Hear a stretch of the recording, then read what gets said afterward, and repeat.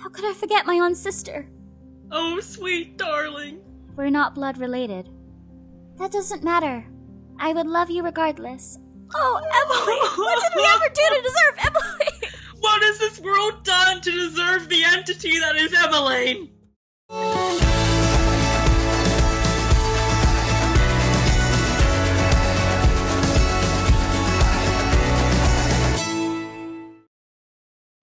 Hours later, the Martian's tavern is chaotic.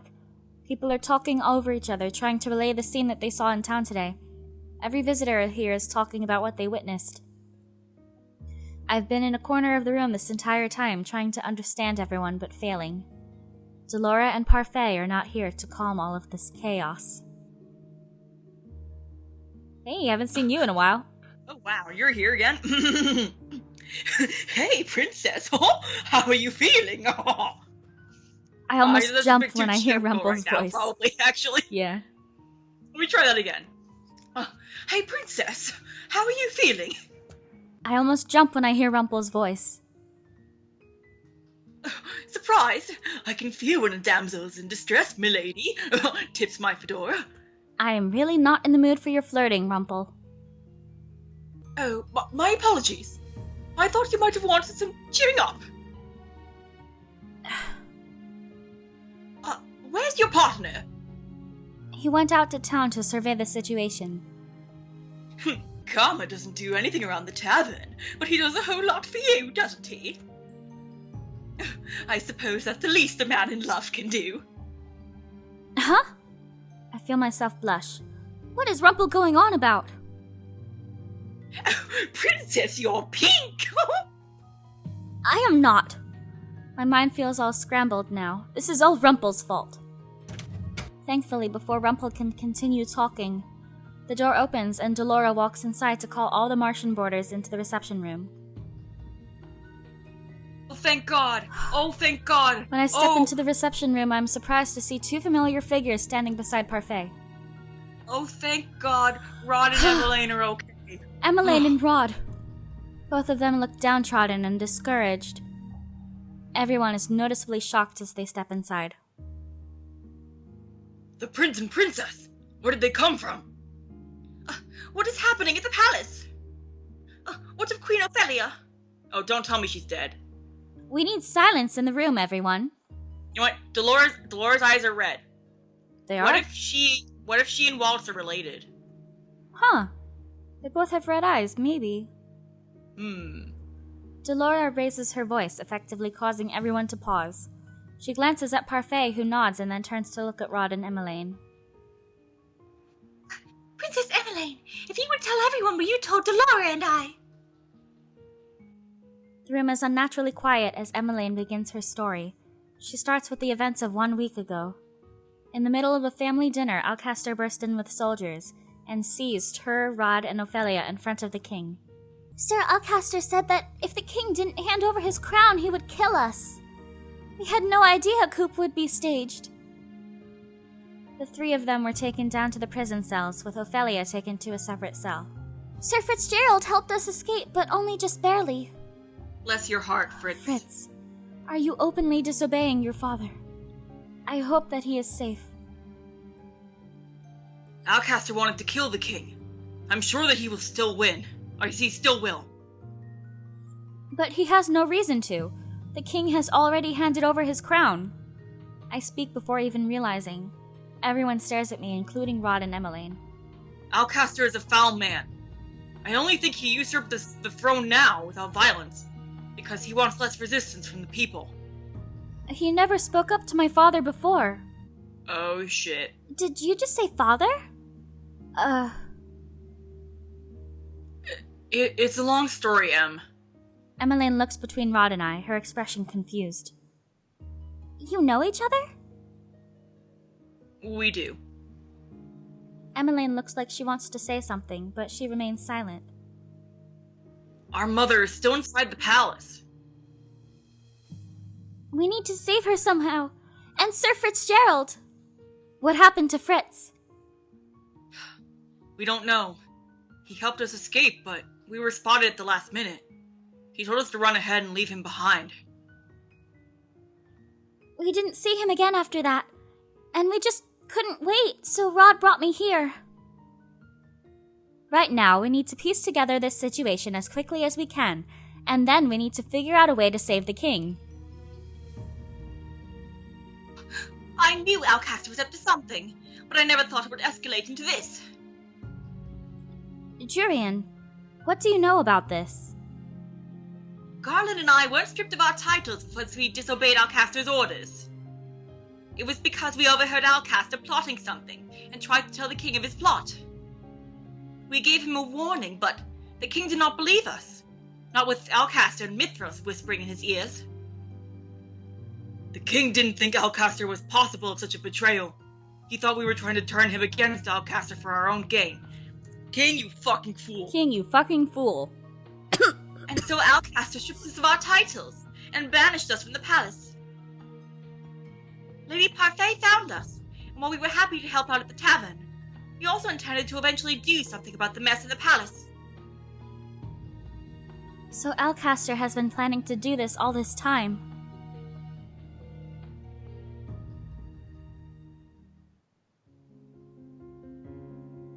When we part for the night, Parfait and Delora take Rod and Emmeline to a room that they can share. My heart still belongs to Rod. Oh. It has been decided that they will be harbored here at the Martian, a place that Emmeline apparently knew about but never came to because she wasn't cursed. Well, Rod did say that his family knew he was cursed. I noticed Emmeline looking at me many times throughout the night, but she never asked me anything. The next few days are a muddled mess. Everyone is busy trying to find out what happened and what can be done to help the king.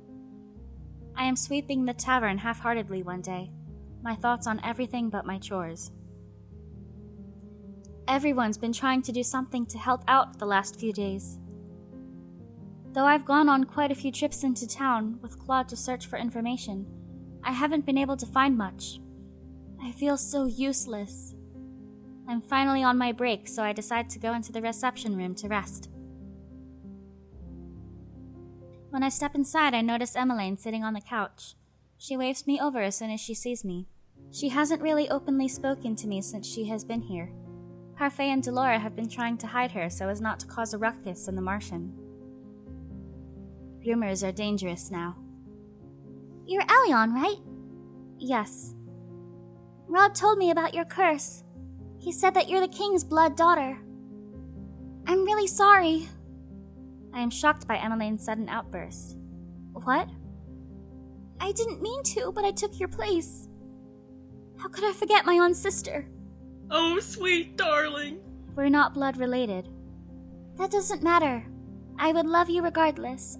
Oh, Emily! What did we ever do to deserve Emily? What has this world done to deserve the entity that is Emmeline? Emmeline was always trying to take me out and do things with me back when I was still in the palace. I distanced myself from her because I thought the king loved her more than he loved me. I still think maybe he does. We weren't close. I barely spoke to you or to Rod. Didn't he tell you that? He did. But perhaps now we can turn over a new leaf? Emmeline is stubborn as always. I have more things to worry about than being her friend. I have to go. I walk off before the conversation can continue. Aww. Emmeline. If I hadn't been cursed and remained in the palace, would Sir Alcaster have taken me hostage too?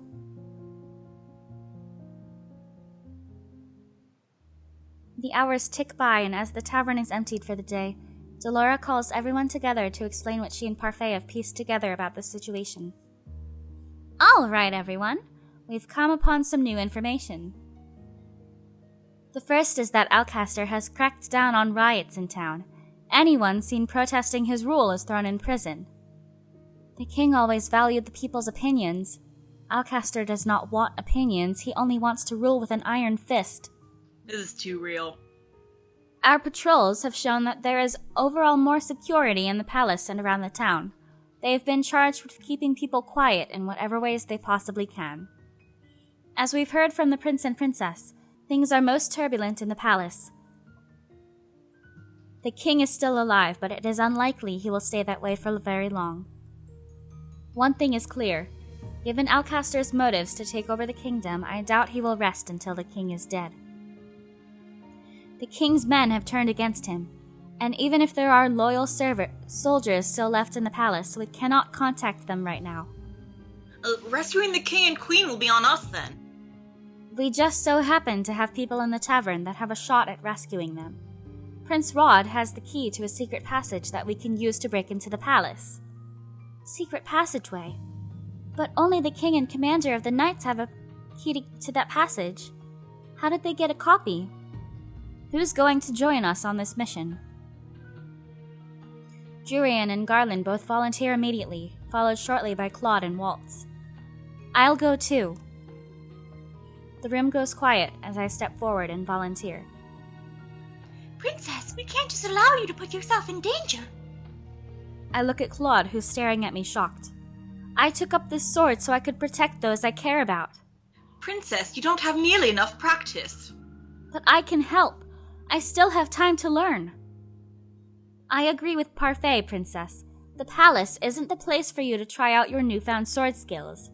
Then you may as well chain me up because I refuse to stay here while you all go save the king. Princess! Well, she has been practicing with the rest of us. Don't encourage her, Jurian. But it's not like any of us can stop her anyway. Damn straight. You're right. The princess is quite stubborn. Claude agrees with Jurian, but I can tell he does not like the idea of me going along with them. If only we had the time to get reinforcements from Karma's country. Karma's country? Brugantia. How is it possible that a Brugantian citizen can simply ask for reinforcements? Rumpel. Waltz, you ruh-roh. Karma is the crown prince of Brugantia. There is some shuffling in the room as everyone turns to gawk at Claude. Rumpel, Anise, Rod, and Emmeline all look shocked by this revelation. You're the lost prince? Lost prince. It sounds like such a tragedy, doesn't it? It sounds like Hal's Moving Castle. It does. Anise suddenly looks distressed as she fiddles her thumbs. All this time and I never knew. I'm so sorry, Your Highness. Oh, there is no need for formalities, Anise. But I'm the lost prince, after all. I keep my lineage a secret, because right now I'm just a normal commoner. But you're the prince! Couldn't you still ask for reinforcements? Even if I did ask for reinforcements, I'm pretty sure they would never come in time. Besides, I can't go back to my kingdom yet. He cannot go back while he's still cursed. The conversation continues in a more solemn tone. Eventually, we start speaking of our plan to enter the palace. When the details are all finalized, I repeat everything to myself to make certain I know what is meant to happen. Waltz will lead us to the palace then, and Jurian and Garland will follow right behind him, watching for the most immediate enemies. Leave that to us. We'll deal with any resistance before it touches you, princess. And Karma will be watching from the back along with Delora. A witch and a prince for backup. Dolores smiles wryly. Claude rolls his shoulders. I'd like to think of us more as the closing act. Though if all goes according to plan, we'll have no need for either the opening or closing act. It is a small task force, which is better. The smaller, the better. The last thing we want is to be noticed. Please stop moving your chairs up there. I want to die. We decide to meet again over the course of the next week to finalize our plan and carefully survey the situation in town before parting. Claude has taken to training me, Jurian, and Garland at the same time. Just the other day, he had all of us attack him together. Even though I'm nowhere near as good as a trained knight, I still managed to hit him once. I feel like things are coming to some sort of conclusion, yet I still haven't done 3 good deeds. Today we finalized our plans for getting into the palace. We have mapped out where the king and Ophelia must be in the prisons, where the guards must be positioned, and how we plan on sneaking in. I sit down on my bed, and I'm about to lay down when I hear something. Oh! Hello, love. My, you're red. Were you thinking about me? I notice he has one hand on his chest tonight, but then he's been doing that more often lately. Karma. I notice it during practices and sometimes when I catch his eyes. Claude? Is he sick? Yes? Darling? I shake myself at the sound of Claude's voice. What if I was changing? You could have knocked. Well, you didn't seem to have a problem when you walked in on me changing without announcing yourself. That's different. He strolls inside and steps closer to me. He smiles at me mischievously. Oh? How so? Cat got your tongue? Claude shakes his head, his smile softening. I really didn't come in to disturb you. I just have something important I needed to say to you. Claude kneels in front of me and furrows his eyebrows. I want to insist you reconsider going to the palace with us. As Parfait and Delore have said many times, it will be dangerous. Nothing you say is going to change my mind. I want to do what I can to help everyone. Yes, and that terrifies me. Terrifies you? If your stubbornness leads to you putting your neck out there for someone, I would never forgive myself for your injuries. If you want to help me, stay here, where you'll be safe. I'm not some damsel that needs to be protected. Elion, all I want is for you to stay safe, so that when we save your father, you can face him with a smile. I won't be able to face my father at all unless I'm one of the people to save him. Ugh, stubborn as always. I sigh, irritation welling up in my stomach at the look on Claude's face. He's calling me stubborn, but he's being stubborn about this. You said I've improved with my sword fighting. You have. You've improved so much because of your resilience and drive, and because you're genuinely interested. It's because I have a good teacher. Your compliment is gentle music to my ears. Your compliments mean a lot to me, Elion. My eyes fixate on his soft smile, and at the gentle crinkles at his eyes. Our eyes lock, and for a few moments I am aware of a slight energy between us. I glance away hurriedly, not entirely sure of what would happen if I kept staring at him. My heart beats unsteadily in my chest. Earlier today, I comforted your sister when she started crying about the things that had happened in the palace. Emmeline? Why would he comfort her? I saw her crying downstairs in the reception room earlier today, without anyone there. She is a rather sweet girl. I keep thinking that the two of you are completely different. You're both strong-willed and stubborn, but she wears her emotions on her sleeve, while you keep it all inside of you. I'm not hiding anything, if that's what you're implying. My mother always told me crying was weak. Claude stands up and leans forward. Before I know it, I'm in his arms. Elion, I'm always here for you. I feel flustered again, and my mind feels foggy. I can barely comprehend what's in my mind or in my heart. I don't know.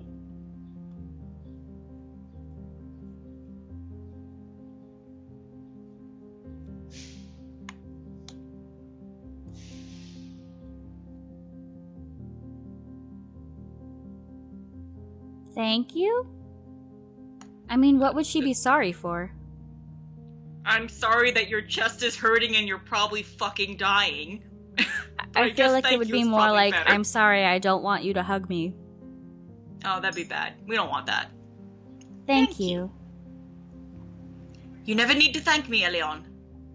But you've done so much for me. It's not just the sword fighting, it's your patience, your company, your saving me when I needed help. That's not true. I'm pretty sure I'm the most selfish person in this tavern. All I ever want is things for myself. I've never thought that you were selfish, Claude. And I will remember that. Oh. Oh. He puts a hand to my cheek and looks at me solemnly. You don't think that me wanting you is... Oh. What? He's having a fucking anime heart He's having like a fucking anime heart attack, okay? I know this. I've seen the signs. I'm serious. I've seen this shit in anime. Well, so have I. Yes, I know. I said what at the "you don't think me wanting you" part. Oh, I'm just saying either he's having like a fucking heart attack or he's doing like an Alba thing where like he's going between like, I don't know. He's like going in, I don't know. This is something why is I'm happening concerned. inside of him. I'm very concerned about him. Suddenly he steps back, his hand on his chest again, his breathing heavy. I stare at Claude with wide eyes. Claude, are you okay? I'm fine. You fucking liar. He sighs out slowly, but he obviously sounds pained. I'll go get swear to Anise. You fucking Kojiku motherfucker. I'm gonna. Oh my god. No! I'm fine. I'm fine. I swear it is just a spell of dizziness. But you... He manages a small, tight-lipped smile before he straightens and shakes his head. His hands are visibly shaking. I must be tired. But Claude... Do not tell anyone about this, okay? I don't want them to worry. I'm worrying! Why is he always so stubborn? He's obviously in pain. I clench my hands into fists as I frown at him. Why must you always be so secretive? You're keeping something from me, Claude. Heart to me, baby. I hold the lock and you hold the key. You've already done that. I know. On this word? No, on Rod. I did that on Rod? I think so. God damn it. Look, they all just need to open their hearts to me. I'm sorry, Elion. You fucking Kojiku ass! Claude abruptly leaves the room, leaving me with my fragmented thoughts. Why are you one uncommunicative dick? I love you, but please, can you not? Chapter 9, The Rescue. Today I will land another hit on you, Karma. Oh, if you can, darling, I welcome the challenge. Princess, your side is open. I bring my sword up closer to my side as Garland strikes me. Tonight is the first night I get to use a real sword as opposed to a practice sword. The sounds of metal clashing echoes into the night. Is this what a real battle feels like? We've been practicing under skirmish conditions for the last few days. Since tomorrow is the day we enact our plan, we are doing some last-minute practice. Remember, fighting back-to-back is better than doing it alone. Claude dodges Jurian's sword as he speaks, but I notice he seems to be taking special care not to look in my direction. He's been fine for the last few days, but I'm not sure when his pain will return. If only he would tell me what was wrong with him. When Claude finally calls an end to the practice, we're all exhausted. Good job, everyone. You'll all be fine tomorrow. Garland turns to face me, a soft expression on his face. And if it comes down to it, Jurian and I will protect you. Garland looks over his shoulder at Claude. Both of you. That's our job as knights. I'm quite capable of protecting myself, but I do appreciate the offer. It's late. We should all get some rest. The two knights excuse themselves, leaving me with Claude. Elion, you should go to bed. Princess. I have a feeling I won't sleep much tonight anyway. Be that as it may, you should still try. I'm about to retire for the night as well. Tell me your fucking secrets. I want to talk to you. Please. About what? Claude takes a step back and I stare as his hand absently moves to his chest. Are you really okay, Claude? I've been perfectly fine this past week. He's lying. He's obviously in pain. Why do you have to keep your pain a secret? Why won't you talk to me? Claude, remember that. I've told you before that some things are better kept secret, Princess. Claude sighs out, then leans forward to set a hand on my head. Elion, promise you'll stay behind me if we're attacked. And if at any point it looks like we may not make it, you're to run as fast as you can back to the Martian. But that is cowardly. Elion, don't you remember what I said before? Sometimes running is the right thing to do. Never run into an impossible situation. Instead, live to fight another day. Promise me you'll stay behind me, Elion. Please, give me that peace of mind. I feel like she would say I cannot promise that, but I know he wants to hear I promise. I feel like saying I cannot promise that would break a sort of bond of trust between them, and I don't want that. I know, but I know. Oh, I cannot promise. Oh, sorry. For some reason, I thought the promise was about running away. No, we can stay behind him. That's fine. We can stay behind him. I promise. If it will make him feel better before going into this mission, I cannot deny his request. Claude's expression softens as he moves away from me. I'll stay behind you. Thank you, Princess. Let's attempt sleep in preparation for tomorrow. When this is all over, I'll pry Claude's secrets out of him.